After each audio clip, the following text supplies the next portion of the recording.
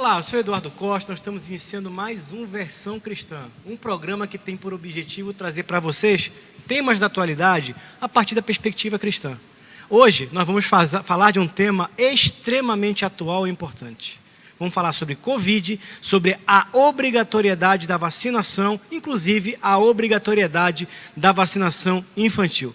Para debater o tema conosco, nós contamos aqui com o professor Antônio Carlos do Rosário Valinoto, professor titular da Universidade Federal do Pará, biomédico, uma das maiores autoridades na Amazônia em virologia, coordena o laboratório de virologia da UFPA e professor pesquisador do CNPq. Para debater conosco, também Daniel Berg, pastor Daniel Berg, estatístico, que está sempre conosco aqui, debatendo, trazendo as suas perguntas e as suas inquietudes, e nossa querida advogada, que vai trazer o olhar jurídico, a Paula Andrade, e sempre trazendo um pouco essa questão da legalidade, das leis, das normas, com um olhar também cristão. Bom, nós sempre temos o hábito de, antes de começar, lermos um versículo bíblico. E eu quero convidar você a ler um versículo que está lá em 2 Coríntios, capítulo 3, versículo 17, que diz o seguinte: Ora, o Senhor é o Espírito, e onde está o Espírito do Senhor, ali há liberdade. Liberdade tem tudo a ver com o tema que nós vamos falar hoje. Vamos falar um pouco de passaporte, obrigatoriedade da vacinação, entre outras coisas. Professor Valinoto, uma grande alegria tê-lo conosco aqui, participando do Versão Cristã. O senhor que é um profissional, pesquisador bastante renomado. Eu queria começar fazendo uma pergunta.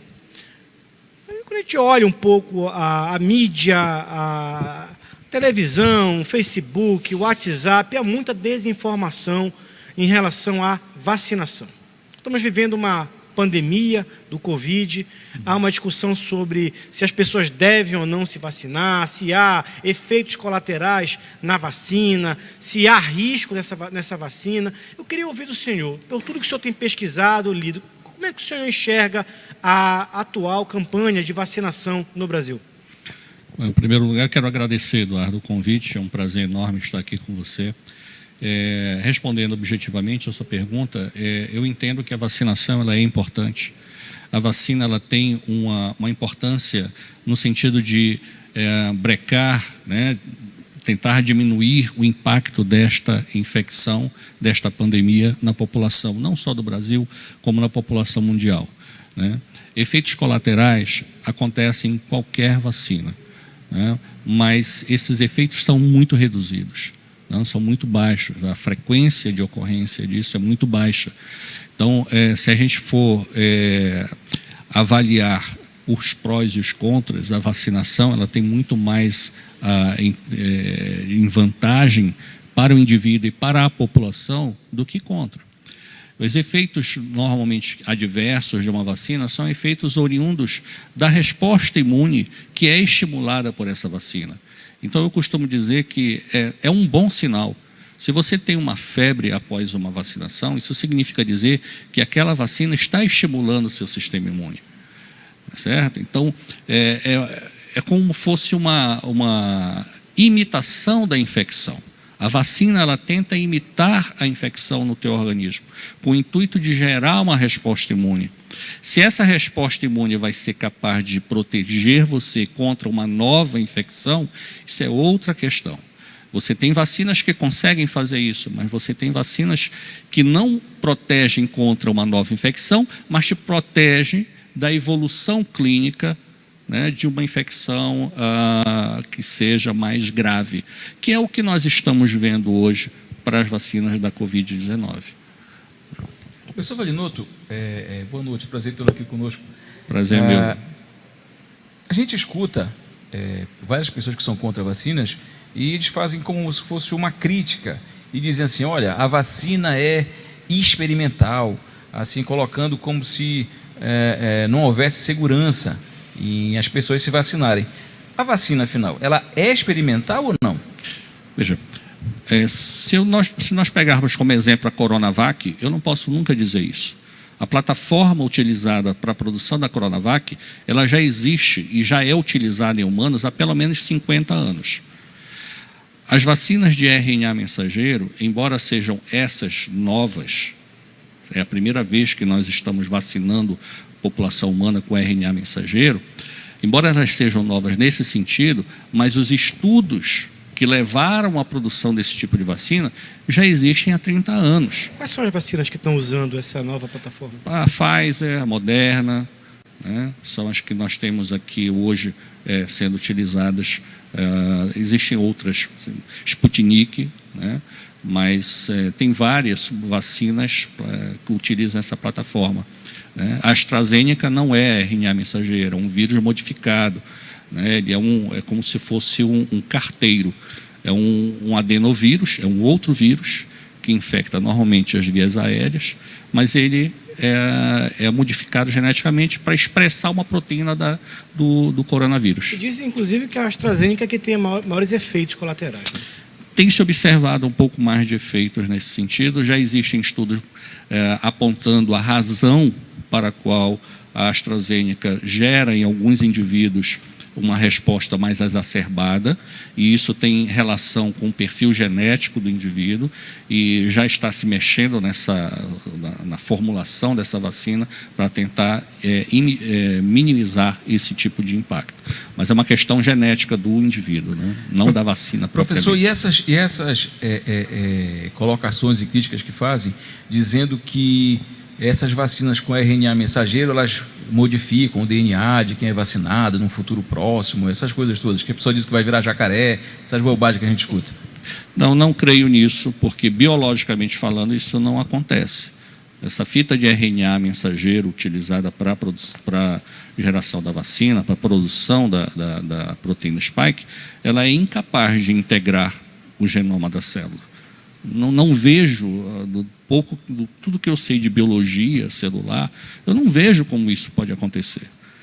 Se nós estivéssemos falando de uma vacina de DNA, de dupla fita, aí a gente poderia até imaginar que isso pudesse acontecer.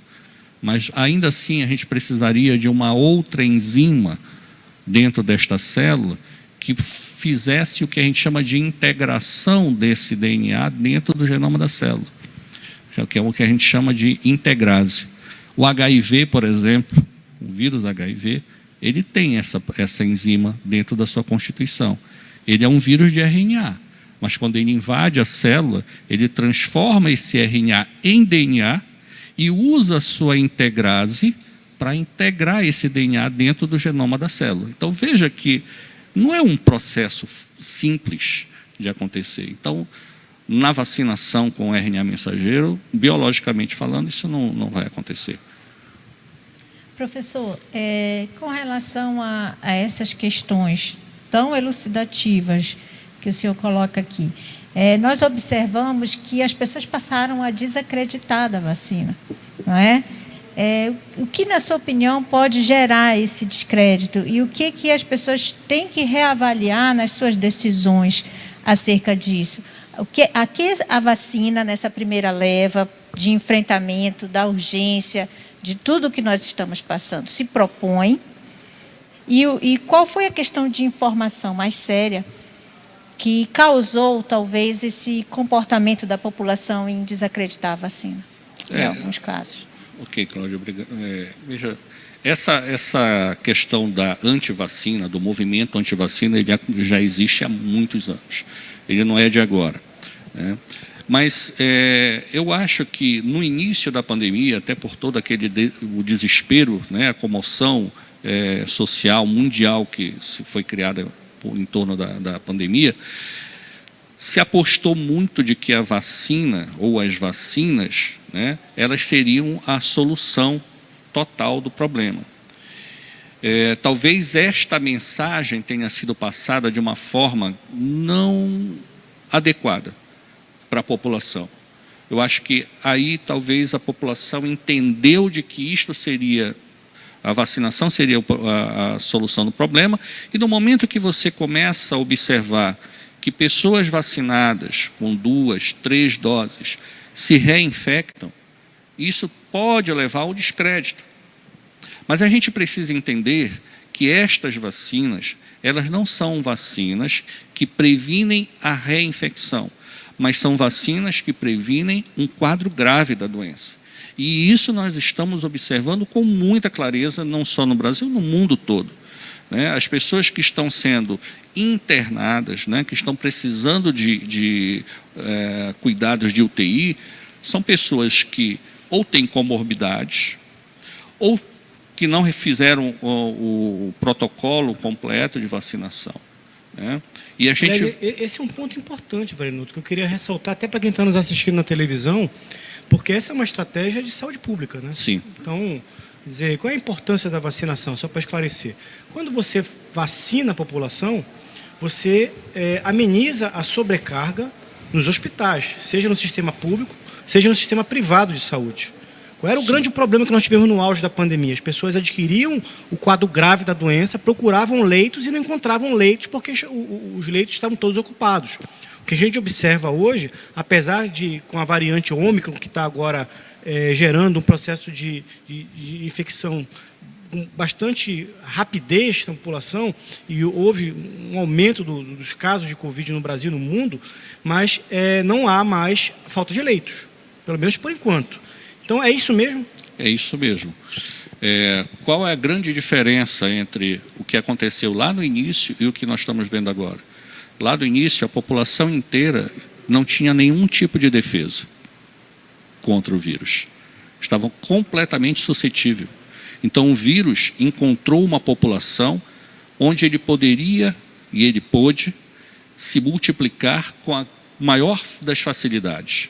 E como se nós estamos falando de um vírus de RNA, esses tipos de vírus, coronavírus especialmente, falando, quando eles encontram um campo fértil, um organismo fácil de replicação, ele evolui. E daí porque nós tivemos tantas variantes acontecendo, variantes de preocupação. Então, hoje nós temos um quadro diferente, nós temos uma população vacinada. Não é 100%, mas é um quantitativo muito representativo da população. E o que a gente vê é exatamente uma diminuição do agravamento da infecção nestas pessoas que fizeram a vacina, que fizeram o protocolo completo da vacina. Então, é por isso que a vacina é importante. Agora, uma pergunta em cima disso. A vacina veio para ficar? Vai ser recorrente? Sim. Todo ano? Eu acredito que sim. E eu digo mais, Eduardo, eu acho que essas vacinas precisam ser atualizadas. Assim como a vacina para influenza é atualizada anualmente, a vacina para coronavírus também vai ser. Exatamente porque é um vírus que está mostrando, tem um comportamento em termos de variação maior do que os outros coronavírus sazonais que a gente já conhece. Mas, professor, essa velocidade de mutação do vírus, por exemplo, a gente vê que tem países que já estão propondo a quarta onda de vacinação. O senhor falou ainda agora que por exemplo, quem está gravando hoje foi quem não fez o esquema vacinal completo. Mas a gente escuta também falar que as vacinas que estão sendo aplicadas, elas não foram, pelo menos essas ainda, programadas ou fabricadas para esse vírus específico da Ômicron. Então a gente vai ficar sendo vacinado, assim, vai chegar assim, a 10ª vacinação? Como é que vai ser? É só a gente pensar que não em 4ª, 5ª, 6ª, 7ª dose, mas sim em doses anuais. Então isso é o que vai acontecer. Agora, como eu disse ainda há pouco, nós precisamos atualizar as vacinas. E quando eu digo isso, eu estou me referindo exatamente a introduzir no componente das vacinas que serão distribuídas para a população essas variantes. A Pfizer já está trabalhando nisso, numa nova versão da vacina, com RNA mensageiro, incluindo a sequência da Ômicron. Então a tendência vai ser essa, como é feita para o vírus influenza, a atualização. Muito bem, nós estamos chegando no final do nosso primeiro bloco, mas antes de terminar o bloco, de uma forma muito rápida, há um debate sobre... Daqui a pouco a gente vai falar um pouco sobre a questão do passaporte, da obrigatoriedade da vacinação, seja adultos ou crianças, mas há muitas pessoas preocupadas com os efeitos adversos da vacina em crianças. Por tudo que o senhor tem estudado, tem fundamento essas preocupações ou os pais podem levar os seus filhos tranquilamente para se vacinar?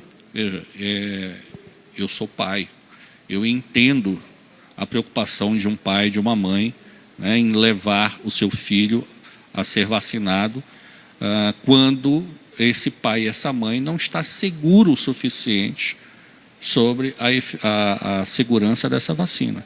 Eu levei a minha filha para vacinar, mas porque eu tenho entendimento de que a vacina é segura. O que nós precisamos é mudar o discurso e tentar convencer as pessoas de uma forma técnica, né, a população, de que as vacinas são seguras. Pode acontecer casos graves, né? Pode acontecer. Pois é, mas aí o pai, quando vai lá... Isso é uma decisão do pai e da mãe.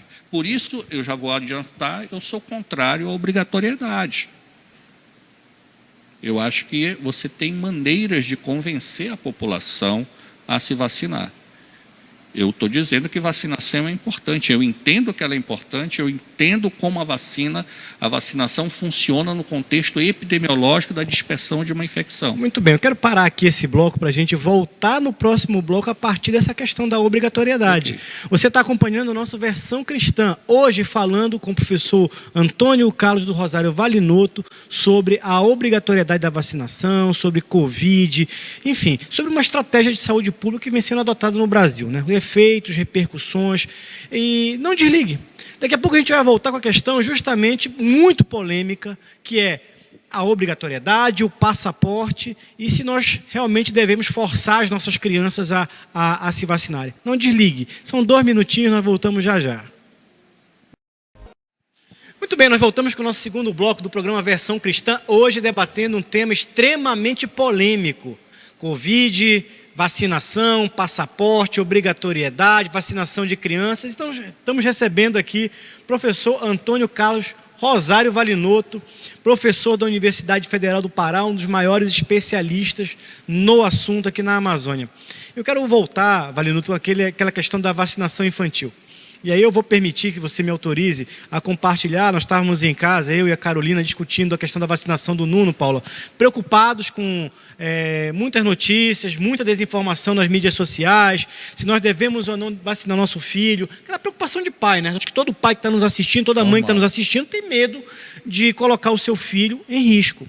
E eu tenho a amizade, o relacionamento de colegas da universidade que nós somos. Eu mandei uma mensagem para o professor Valinotto e ele me disse, olha, recomendo, mas existe uma vacina que é mais apropriada, mais adequada para crianças. Queria que você falasse um pouco sobre isso para quem está nos assistindo.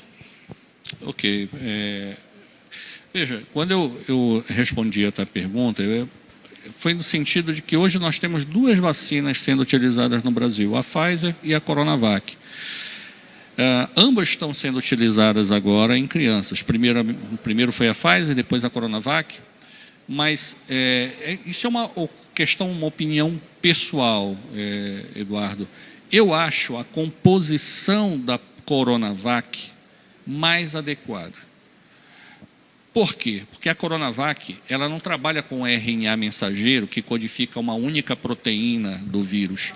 Coronavac é o vírus inteiro, o coronavírus inteiro, tá certo? Morto, inativado. E por ele ser a estrutura completa, ele tem muito mais antígenos para estimular o sistema imunológico, tá certo? E é uma plataforma que já existe há mais de 50 anos. Várias vacinas que estão no Programa Nacional de Vacinação utilizam a mesma plataforma. Então, assim, obviamente, nós não podemos optar por um ou por outro. Você leva o seu filho para o posto de vacinação, ele vai ser vacinado com o que está lá. É isso que nós temos hoje, tá certo? Mas eu, Antônio, pessoalmente, tenho uma predileção pela Coronavac, por esta questão técnica, por ela ser capaz de estimular o teu sistema imunológico frente a vários antígenos daquele vírus. Isto te garante uma resposta muito mais ampla. É diferente você gerar uma resposta contra uma única proteína, que é a proteína spike, que é o que a Pfizer faz. Agora, em relação à questão de vacinação de crianças, vamos voltar para a questão de vacinação de crianças. Recentemente, o governo da Suécia emitiu uma nota que se tornou pública, todo mundo teve acesso a essa informação, na qual eles não recomendam a vacinação infantil, sob a alegação de que os possíveis efeitos colaterais não suplantariam os benefícios da vacinação. E você acabou, no bloco anterior, de dizer o seguinte: olha, eu sou favorável à vacina, mas eu sou contrário à obrigatoriedade da vacina. Explica melhor para a gente isso. Porque eu acho que você pode convencer as pessoas, a população, de que vacinar é bom de uma forma mais técnica do que simplesmente obrigar a pessoa a ser vacinada sem que ela acredite naquilo que está sendo. Mas toda política pública pressupõe um processo de esclarecimento, sensibilização, né? Quem é que gosta de fazer algo de forma obrigada? Ninguém. E não é só obrigado, né, Valinotto? É o medo também. Sim. Tem muita informação a circulando. gente precisa se colocar no lugar do outro. Eu não gosto desta coisa de criticar o indivíduo porque ele tem algum receio, alguma dúvida com relação à vacina. Ele não é obrigado a saber. Nós é que temos a obrigação de convencer esse indivíduo de uma forma técnica de que aquela vacina funciona e que é importante ele ser vacinado. Eu não acho certo você pegar a pessoa pelo braço e dizer: não, você vai se vacinar. Não é assim que funciona. É a forma que eu penso, tá, Eduardo? Eu acho que no sentido da lei, inclusive, isso não pode, mas eu também acho que dentro do combate à pandemia, isso também não é válido, porque a gente observa, e eu queria entender isso, eu queria que o senhor explicasse isso para a gente, para o pessoal que está assistindo. A pessoa que foi vacinada, e a gente vê vários casos aí, a pessoa já está com 3 doses de vacina, já está com o esquema completo de vacina e contraiu a Covid e tem o passaporte. E as pessoas dizem assim: então para que serve o passaporte? Contraiu e transmite, né? Contrai e transmite. Então, assim, a ideia que passa para a gente em relação ao passaporte Covid é só um autoritarismo, porque não tem um resultado. Ou tem algum resultado, por exemplo, todo mundo estar vacinado. Aquela pessoa que não está vacinado, ela, de alguma forma, é um risco para quem está vacinado? A pessoa não estando vacinada, ela é um risco para ela e para a população. Isso é um fato porque, como eu disse, é um indivíduo que não tem nenhum tipo de defesa e o vírus vai conseguir replicar e evoluir nesse indivíduo. Daí porque a importância é a gente minimizar este quantitativo de pessoas completamente suscetíveis. Agora, o vírus, ele consegue infectar o indivíduo vacinado? Sim, consegue, nós temos visto isso. Mas o indivíduo vacinado, pelo fato dele, se ele tem resposta estimulada, porque veja, é diferente estar vacinado e estar com resposta imune contra o vírus. Eu posso ser vacinado e não ter defesas contra o vírus. Tá? Então, se eu fui vacinado e o meu sistema imunológico reagiu e eu tenho defesas contra esse vírus, pode ser que esse vírus ainda consiga me infectar, mas esta minha resposta imune, gerada pela vacinação, ela vai ser suficiente para minimizar a replicação do vírus dentro do meu organismo. Com isso, minimizar o aparecimento de quadro grave da doença. Daí a importância do indivíduo estar vacinado, ainda que ele possa ter uma nova infecção. Vamos para um assunto que eu considero extremamente polêmico hoje na universidade. Nós somos professores da universidade, a universidade ainda está com o ensino remoto e há uma discussão sobre a questão da necessidade de você ter o esquema de vacinação completo para os alunos fazerem a matrícula, quer dizer, é quase que um passaporte vacinal. Você é a favor da volta das aulas presenciais na universidade? Eu sou a favor, desde que nós tenhamos meios de controle disto. Eu acho que falta também na universidade a gente trabalhar um pouco as formas de combate ao vírus que não a vacinação. Os famosos Tô falando protocolos, dos né? protocolos. Eu acho que isso deveria ter sido discutido melhor dentro da universidade durante todo esse tempo da pandemia. Mas eu acho que eu não respondi a questão do passaporte vacinal. Tecnicamente falando, passaporte vacinal não serve para nada. Porque você ter um papel dizendo que você foi vacinado não lhe garante imunidade. Tá certo? Não lhe garante imunidade. Tanto é que você pode estar vacinado e estar infectado, e é possível também de transmitir.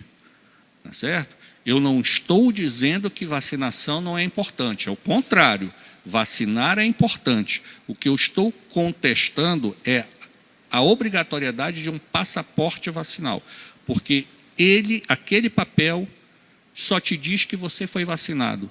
Ele não te diz que você não está infectado. A semana passada, dentro do meu laboratório, vários alunos com 3 doses de vacina estavam lá circulando infectados. Então não há sentido nisso. Tá certo? Do ponto de vista técnico, biológico, imunológico, passaporte vacinal não faz sentido. Tá? Se é uma forma de te convencer a ir vacinar, porque você não vai poder ir no restaurante, porque você não vai poder ir ao cinema, isso é uma outra coisa. Mas existem formas melhores de fazer isso, né? Com certeza, com certeza.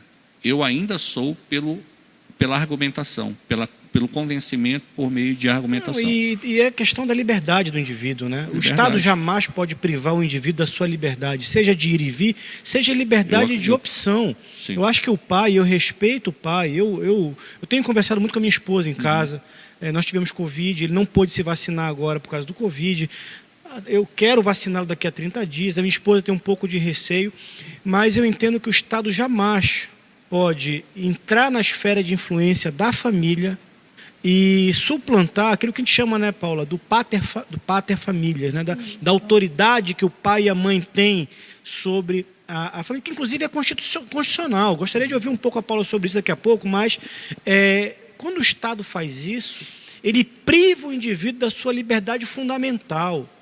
E pior de tudo é que abre uma janela perigosíssima para outras coisas sobre o discurso do bem comum. O que é o bem comum? Muitas vezes o bem comum se torna algo muito subjetivo. E nós vimos na história que, sob o pretexto do bem comum, muitas atrocidades foram feitas no passado. Então, acho que a liberdade é algo que precisa ser levado em consideração e deve ser algo prioritário. Eu queria ouvir um pouco a Paula sobre isso.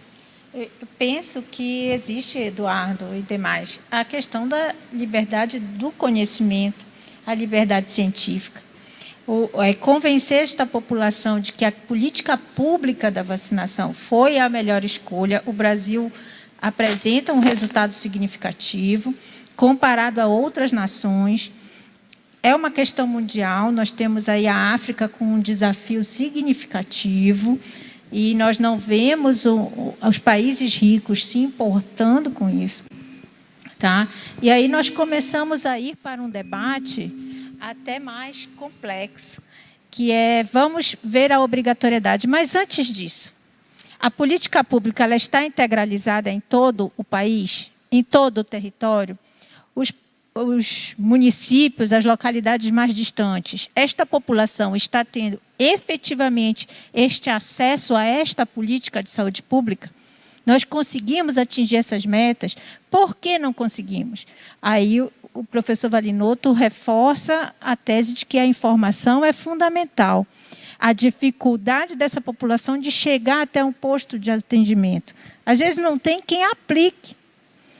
Enquanto isso, nós ficamos nesta questão mais restrita, e às vezes em alguns centros urbanos, de restringir acesso.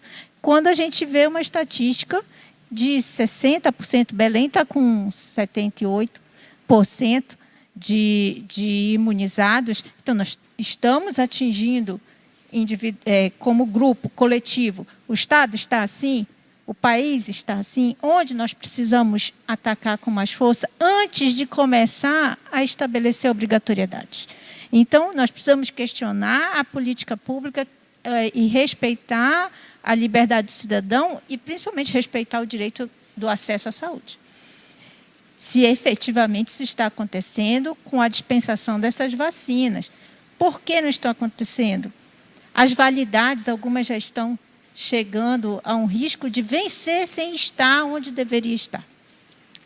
Né? E é uma população, às vezes, mais carente no interior, tanto da informação quanto do acesso a ela. Então, nós precisamos olhar esta política da obrigatoriedade de vacinação dentro de um contexto da vacinação no Covid como política pública e as metas intermediárias já foram atingidas antes de chegar numa ação de Estado coercitiva. Primeiro, o Estado tem que se avaliar se ele chegou lá. E se não chegou, se essas pessoas que não foram vacinadas efetivamente e estatisticamente realmente impactam no contexto. Acho que a gente precisa enfatizar algumas coisas, né, Paulo? Nós não somos contrários à vacina, nós não somos negacionistas, nós entendemos a importância da vacinação como estratégia de política pública, entendemos que a vacinação ela tira a sobrecarga do sistema público e privado, dos casos graves, mas nós não podemos permitir que o Estado ou determinados grupos políticos, determinados grupos ideológicos utilizem-se da pandemia para cercear a liberdade individual, o direito da liberdade individual e da própria escolha do indivíduo. Então, é como até uma visão muito liberal, é quase que uma discussão entre o Estado robesiano e o Estado do Locke, né? Então, ou seja, o Leviatã versus o Estado liberal. Então, acho que é importante a gente ter clareza. E isso não é um debate que vem agora com a pandemia, isso precede. Nós tivemos, como eu já disse, muita aberração no passado, travestido de bem comum. Então, nós tivemos ali, com a Revolução de 17, na Rússia, sobre o discurso do bem comum, os socialistas ali, os sovietes, mataram mais de 30 milhões de pessoas. Na Revolução Chinesa, sob o discurso do bem comum, você teve mais de 50 milhões de pessoas mortas. No discurso do bem comum, muitos desses países que viveram essas revoluções socialistas, você teve assassinato de cristãos, de socialistas moderados, de homossexuais, de pessoas que discordavam do sistema. Quer dizer, é preciso ter muito cuidado com essa questão da obrigatoriedade, do passaporte. E a gente não precisa ir longe, a gente não precisa ir longe, porque a gente já vê em outros países um cansaço da população em relação a isso. Você vê que a Inglaterra estava passando por um processo de lockdown, de uma série de restrições, de implantação de passaporte ou não, e num processo político muito forte, pressionaram bastante o primeiro-ministro e ela já começou a abrir uma série de restrições que ela tinha implantado. Na França, a gente viu várias manifestações contrárias ao passaporte sanitário, a intransigência do presidente Macron em implantar o passaporte. A gente vê hoje no Canadá mais de 50 mil caminhoneiros fazendo um protesto, sendo apoiado pela população. E aí vem a minha pergunta para o professor Valinotto. Lockdown, professor, e isolamento social geral, que é o lockdown, né? Como estava sendo feito antes, teve realmente algum resultado prático em relação a conter a pandemia? E, por exemplo, agora a gente está vendo no Rio de Janeiro, suspende o Carnaval, suspende o Réveillon, não, agora joga para março. Quando é que a gente vai ter uma vida normal novamente? Ou a gente nunca mais vai ter um normal? Muito bem, excelente pergunta. Antes do professor Valinotto responder, nós vamos fazer um breve intervalo. Daqui a 2 minutinhos nós voltamos, ele responde a pergunta e nós vamos para o tema da obrigatoriedade da vacinação infantil. Não desligue, já estamos de volta. Muito bem, nós voltamos com o nosso terceiro e último bloco do programa Versão Cristã, hoje conversando com o professor Antônio Valinotto, da UFPA, sobre Covid, vacinação, passaporte, enfim. E eu queria que o Daniel Berg refizesse rapidamente a pergunta que encerrou o nosso último bloco e passando já a palavra para a resposta do Valinotto. Ok. Professor, lockdown e isolamento social, eles tiveram alguma relevância realmente no combate à pandemia? Porque a gente ficou naquela do economia a gente vê depois e a gente está sofrendo um pouco hoje por conta dessas paralisações. Lockdown total, né, isolamento total, isso tem um efeito transitório, né? Isso nós vimos. Você coloca a população fechada, mas o vírus continua. Na hora que você libera essa população, ela está suscetível, você vai ter um novo fluxo, né, de infecção. Então, particularmente, eu não acredito muito no efeito duradouro, né, de um lockdown, né, de um isolamento total. Acho que você tem outras maneiras de tentar mitigar essa infecção. Com o distanciamento social, uso de máscara, todos os protocolos que nós conhecemos. Isolamento dos infectados. Isolamento dos infectados, né? Isso aí certamente. Né? Porque, veja, na literatura nós temos artigos que falam a favor do lockdown e temos artigos mostrando o contrário.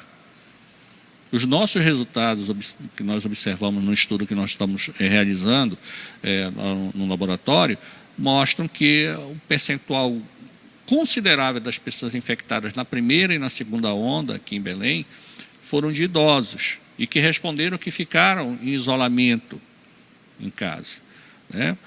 Aí você pode pensar, não, mas aí essas pessoas tiveram contato com outras que saíram. Isso é um processo natural, não tem jeito, isso vai acontecer, de uma hora ou outra as pessoas vão se infectar, né? Então, você fechar uma cidade completamente vai ter um impacto? Vai. Mas esse impacto não é duradouro, ele é transitório e no momento que você libera essa população, ela volta a estar exposta. Foi um erro, então, o lockdown? Eu acho que sim. Eu acho que sim. Muito bem. Nós vamos mudar um pouco de tema agora. Vamos voltar para a questão da obrigatoriedade da vacinação infantil. E nós vamos chamar 2 vídeos. Um, do apóstolo Wellington Galdino, lá de Santarém, mandou um vídeo para a gente comentando o assunto, e em seguida vai entrar um comentário do professor Elden Borges, que é da Associação Nacional de Juristas Evangélicos, comentando exatamente sobre a obrigatoriedade da vacinação infantil. Olá, que tempos difíceis e que tema difícil para a gente conversar hoje, né? A vacinação das crianças contra o Covid. Talvez uma conjectura, né? Talvez o mais difícil não é a questão de aceitar a vacinação de crianças contra o Covid, mas o que torna um pouco mais difícil de engolir é a maneira como isso está sendo tratado de forma impositiva por alguns governadores e algumas autoridades que nem mesmo fazem parte de uma classe científica e opinam com uma propriedade e arrotam uma autoridade sem nunca terem feito ou participado de uma pesquisa patológica, tá certo?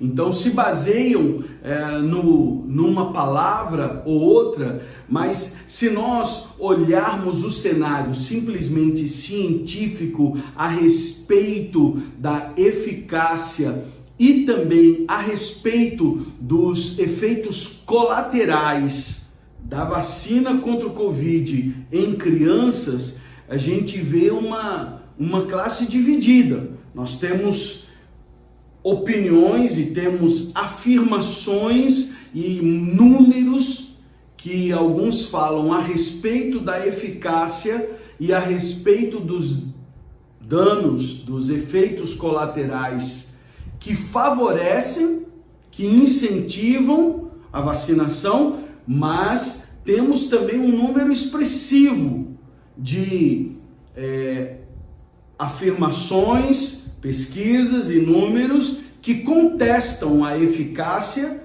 e que apontam perigosos efeitos colaterais dessa vacina em crianças. Então é algo que a gente tem que debater, tem que conversar e tem que se posicionar. Porém, com esses números a favores e contra dentro de um contexto científico é uma coisa. Agora, quando a gente parte para o âmbito da obrigatoriedade, quando a gente parte para a arbitrariedade de obrigar uma criança a se vacinar para poder frequentar uma aula presencial, obrigar um adolescente a se vacinar para ele poder ter direito a acesso a um cinema, por exemplo, então já é um outro viés, é uma outra situação. E nós nos posicionamos a respeito disso. Não somos a favor da vacinação de crianças e adolescentes e somos terminantemente contrários à imposição, seja ela de que forma venha, né? Porque pela Constituição nós temos o direito de rejeitar isso. E se a gente olhar tanta guerra, tanta luta que foi pelo Estatuto da Criança e do Adolescente, agora, em nome da vacina, simplesmente querem rasgar isso, aonde esses direitos têm que ser preservados, inclusive da salvaguarda dos responsáveis. Então, se o responsável por uma criança e um adolescente não é a favor de que a criança ou adolescente seja vacinado, por que é que o Estatuto da Criança e do Adolescente vai ser rasgado em nome da vontade de alguns governantes, alguns inclusive juristas e legisladores? Faça parte desse debate conosco para podermos ter uma posição coerente e embasada, ok? Em relação à obrigatoriedade da vacinação infantil, eu acho que a primeira coisa que a gente tem que esclarecer não se trata de um movimento anti-vacina. Nós não estamos falando aqui de uma política de desincentivo ou de desestímulo à vacinação infantil. A discussão aqui é muito específica. É se há a necessidade de uma coerção estatal para isso. E você diz assim, mas se a vacinação é algo importante, por que não haveria essa coerção?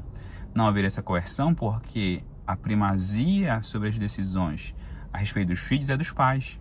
Então, em primeiro lugar, é isso. Então, você não pode inverter essa ordem. Eu não estou dizendo que o poder dos pais sobre os filhos é absoluto. Óbvio que não é. Óbvio que não é. Os pais não podem violar direitos dos seus filhos. Então, obviamente, os pais têm que zelar pela saúde dos seus filhos. Então, o poder não é absoluto, mas isso não significa também que possa haver uma inversão tão drástica assim. Aí você disse, mas é um zelo à saúde da criança, saúde pública. Aí que entra a questão, não parece haver um consenso, inclusive científico, de que haja uma necessidade disso, de vacinação compulsória ou de alcançar 100% da vacinação infantil. Não parece haver um consenso científico de que a vacinação das crianças seja imprescindível à superação da pandemia. Se não há a comprovação dessa necessidade, então por que nós vamos coagir pais e famílias a isso? De novo, não estou dizendo que pais e famílias não devam se vacinar ou vacinar seus filhos, não estou dizendo isso de forma alguma. O que eu estou dizendo é qual é o papel do Estado nisso. A atuação coercitiva do Estado é para situações imprescindíveis e necessárias. Então, vamos levar as últimas consequências disso. Então, o Estado retira o poder familiar dos pais e coloca a criança onde? E vai fazer o que com essa criança? O Estado vai assumir a responsabilidade de educar, cuidar dessa criança? Não me parece ser o caso.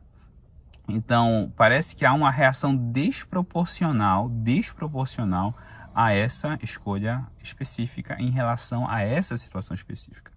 Então, já respondendo a outro ponto, pais que, por exemplo, não vacinam seus filhos em nenhuma doença ou em nenhum caso devem ser responsabilizados? Sim, com certeza. A minha posição aqui, sim, com certeza. Mas não estou tratando aqui de abandono paterno. Não é o caso. Então, me parece ser uma situação pontual que está recebendo uma reação desproporcional e desmedida do Estado, que ameaça de novo o princípio da autonomia familiar, ok? Mas lembrando que, de novo, isso de forma alguma deve ser encarado como um estímulo à não vacinação, que não é o ponto da nossa discussão hoje. Muito bem, nós ouvimos agora o depoimento do apóstolo Wellington Galdino e do Helden Borges. Eu queria ouvir os teus comentários, Varinoto, sobre o que eles disseram. Ok. O meu posicionamento é contrário e favorável aos dois pontos que foram colocados. Em primeiro lugar, a relação da eficácia da vacina. Isso já está mais do que comprovado de que ela é uma vacina eficaz. Repito aquilo que falei ainda há pouco. Essa vacina ela pode não prevenir uma nova infecção, mas ela previne o agravamento de uma nova infecção. E ela cria uma barreira para que o vírus não evolua de forma livre. Essa é a grande, vamos dizer assim, sacada desta vacina, né? É minimizar o impacto que esse vírus, que vai estar aí conosco o tempo todo, né, tem sobre a saúde. Então, a eficácia da vacina, por que vacinar criança? A gente ouve muito falar assim, mas as crianças elas são assintomáticas, elas não agravam. Nem todas, algumas agravam, né? Mas nós estamos falando da regra geral. Beleza, as crianças não agravam. Porém, elas permitem a replicação viral e elas transmitem. Então, a questão de vacinar criança não é pelo fato de que elas podem evoluir para um quadro grave. É exatamente para minimizar a replicação do vírus dentro do contexto populacional. Porque essas crianças fazem parte da população. Essas crianças estão em contato com os adultos, elas estão em contato com os avós que são idosos. Então, a ideia aí não é vacinar a criança porque vamos protegê-las de um quadro grave, já que elas, na maioria das vezes, têm infecção assintomática ou leve. O papel da vacina no contexto da população infantil é minimizar a replicação do vírus, diminuir aqueles bolsões populacionais que eu falei ainda há pouco, de pessoas suscetíveis, em que o vírus vai evoluir, vai infectar e vai replicar com facilidade, gerando novas variantes. Essa é a questão. Concordo, no segundo ponto, com relação à obrigatoriedade. Repito, eu levei a minha filha para vacinar, mas eu estou convencido do ponto de vista técnico de que a vacina ela é importante. Eu não posso esperar isso de todos os pais. E eu não vou julgar os pais que têm ainda alguma dificuldade em concordar, em aceitar, né? Eu sei que isso não é fácil, não é algo fácil de você colocar para a população, para um pai, para uma mãe, né? Que ele precisa levar o filho dele para tomar uma vacina. Não é forçando, né? É esclarecendo, não é instruindo. Exatamente. Nós temos a capacidade intelectual de convencer as pessoas pela boa argumentação e não pela obrigatoriedade, levar à força. Eu acho que isso não é a maneira certa de fazer esta campanha. Eu queria ouvir um pouco a Paula a respeito disso. Paula, nós estamos chegando no final do bloco já. O que Os pais eles precisam se convencer dessa questão, como muitos já o fazem vacinando em outros casos. Nós temos um Plano Nacional de Imunização, o Covid está à parte, porque pela política pública ele está enfrentando uma pandemia, mas a população brasileira, desde 1973, desenvolve uma política de imunização geral. Com relação especificamente ao Covid, se politizou a questão. Infelizmente, né? E aí a população começa a escolher partidos e lados, ao invés de buscar uma melhor qualidade de informação, uma capacidade de convencimento, como o professor falou aqui, entre uma vacina e outra, qual que pode dar a melhor resposta para as crianças. Era essa discussão que deveria estar se fazendo. né? O que fazer quando a criança é assintomática, tem contato? Quanto tempo eu espero para levar para uma vacinação? Isso eu não vejo a discussão. Aí fica, é obrigatório. O Ministério Público vai processar esses pais, vai denunciar, a escola é obrigada a denunciar. A escola tem portaria de fiscal? Como é que a inclusive escola... de perda de tutela de filho, de guarda de filho, né? Nós estamos dando conta de crianças que estão órfãos, que estão com dificuldade de serem cuidadas pelo Estado, para a gente tirar desses pais o cuidado que eles estão tendo, uns colocando, inclusive, em estudo online, sem levar nem para a escola. Então, eles não estão deixando de proteger seus filhos. O que eu entendo é, muitos pais estão esperando resposta maior do Estado em dar a melhor informação. Deixa vacinar um grupo, vamos ver como é que vai reagir. Muito bem, Paulo, estamos chegando no final do nosso terceiro e último bloco. Eu gostaria de perguntar para o professor Valinuto se ele teria, para quem está nos assistindo agora na televisão, se tem um recado, alguma orientação que você gostaria de dar para finalizar o nosso programa? Sim, Eduardo, eu quero deixar uma palavra de incentivo às pessoas que procurem os postos de vacinação.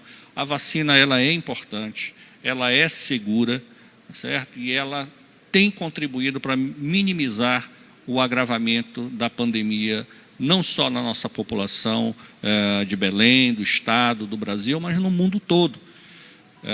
As vacinas, elas são seguras e elas têm eficácia comprovada cientificamente. Muito bem, Valinuto, quero agradecer a tua presença, agradecer a Paula, agradecer ao Daniel Berg e finalizar esse programa dizendo que talvez falte isso hoje no debate brasileiro. Um debate franco, aberto, onde as pessoas coloquem realmente com liberdade as suas ideias, mas acima de tudo, ouvindo e respeitando especialistas. Quando a gente escuta especialistas, nós temos condições de formar melhor opinião, nós temos condições de instruir, educar, orientar e, a partir daí, promover melhores políticas públicas. Que Deus abençoe a todos. Até a próxima sexta-feira.